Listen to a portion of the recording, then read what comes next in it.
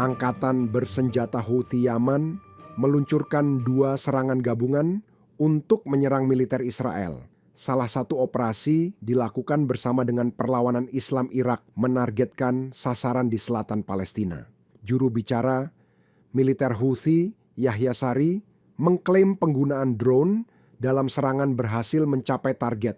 Sari menegaskan bahwa serangan ini sebagai respons terhadap eskalasi agresi Israel dan Amerika terhadap Yaman. Serangan itu juga sebagai dukungan terhadap Gaza yang sedang menghadapi agresi Israel.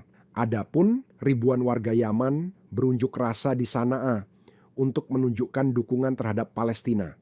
Mengutip Tribun News pada 22 Desember 2024, dilaporkan Houthi telah menargetkan kapal-kapal milik Israel di Laut Merah.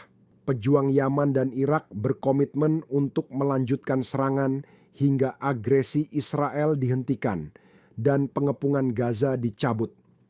Dikabarkan sekutu Israel membentuk koalisi di Laut Merah untuk menanggapi serangan Houthi terhadap kapal milik Israel.